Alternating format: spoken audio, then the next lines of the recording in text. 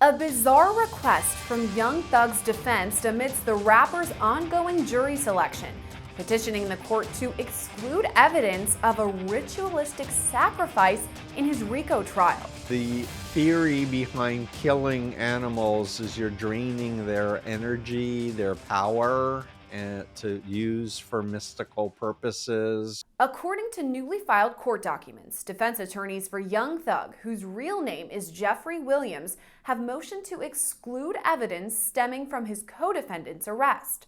According to the documents, during Shannon Stillwell's March 2022 arrest, officials found a, quote, religious ceremony which involved the supposed sacrifice of goats. Prosecutors say Stillwell, known as SB, and Young Thug were part of a gang referred to as Young Slime Life, Young Stoner Life, or simply YSL. Last year, Fulton County, Georgia officials indicted nearly 30 people involved in the gang, alleging conspiracy to violate the Racketeer Influenced and Corruption Act, or RICO. Multiple defendants are also indicted on several counts of murder, and Young Thug faces one count of participation in criminal street gang. Jury selection for the 8 gang members began in January in what's set to be the longest criminal trial in the county's history. Now, Young Thug's defense team says showing evidence of this alleged goat sacrifice has no, quote, benefit or probative value and could create prejudice in jurors. For more information about this alleged sacrifice, Law&Crime Network spoke to Stephen Hassan, a licensed mental health counselor and founder and director of the Freedom of Mind Resource Center. I got interested in this crazy field of cults and brainwashing because of my own recruitment while I was at college in 1974 into a front group of the Moon cult. And I wound up dropping out of college, quitting my job, donating my bank account, becoming radicalized, believing Moon was the Messiah, the end of the world. Hassan says he's been studying cults for 47 years, ever since he was deprogrammed from the Moon cult in the late 70s. It happened in 1977.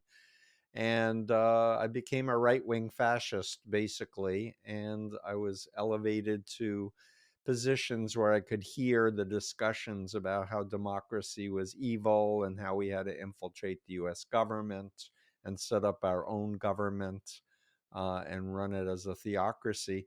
When I got deprogrammed after a near-fatal van crash, and I was totally a fanatic, so I didn't want to leave the group, but I wanted to prove to my family that I wasn't in a cult or brainwashed, so I agreed to talk to the ex-members of the Moonies and learn about Chinese communist brainwashing. And fortunately, on the last day, I had a waking up experience where I realized Moon couldn't be the Messiah, that he was a liar, that that everything that I had believed was based on the assumption he was the Messiah and the greatest man in human history. And then I cried. Hassan says animal sacrifices date back thousands of years, but can still happen in present day. So animal sacrifice goes back to ancient times. I'm Jewish, and there used to be a temple, and people would sacrifice bulls and all kinds of animals to God. And that, of course, ended centuries ago. There are paganistic cults that I believe still, and shamanistic cults that do animal sacrifice. Ritual crimes involving killing cats, dogs, chickens, roosters, all kinds of animals, as I said, depending on the culture and the circumstances, has been done. He also made note of the so-called satanic panic of the 1980s that included animalistic sacrifices and satanistic imagery. There are known paganistic symbols and satanic symbols, and there are there's a whole textbook on ritual crime that police know about and have used. But honestly, there was a whole satanic panic in the 80s where everyone thought that they had been sexually abused by a satanic cult in their town, and it turned out that there were bad therapists using hypnosis to supposedly regress people to remember being in a satanic cult, and it wasn't. It was just inculcation of false memories into people. But in this case, Hassan says he's unclear what specifically a goat sacrifice could represent. The theory behind killing animals is you're draining their energy, their power, and to use for mystical purposes, or again, as a sign of sacrifice to the divine. And it could very well be just a crazy thing that was being done to spook people and make them more afraid. I have not heard of sacrificing goats, honestly, and I couldn't help but think about, greatest of all time, and sacrificing, symbolically that.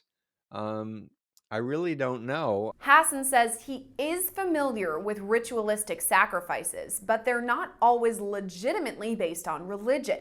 So, animal sacrifice goes back to ancient times. I'm Jewish, and there used to be a temple, and people would sacrifice bulls and all kinds of animals to God. And that, of course, ended centuries ago. There are paganistic cults that I believe still, and shamanistic cults that do animal sacrifice. Um, the last time I heard about a group doing it was a criminal network in Mexico. It was basically a drug smuggling and gun smuggling cult that was just trying to use Satanism as a fear technique to make people afraid that they had powers. But in fact, it was just a criminal enterprise using it, and not really sincerely held religious beliefs. While he's unclear what the goat sacrifice could have meant in Stillwell's case, Hassan says more information could be gathered from people there at the time. What I've learned as an expert is you have to look at the evidence. Don't stretch to try to make theories fit the evidence, but you look at the evidence.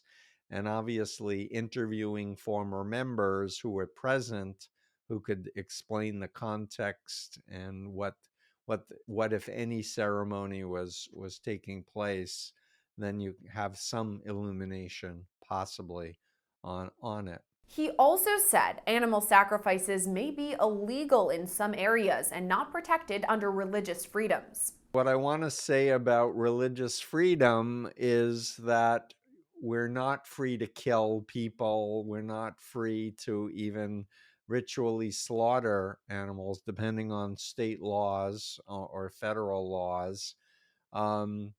But many people are misusing religious freedom to defraud people, to do pedophilia on people.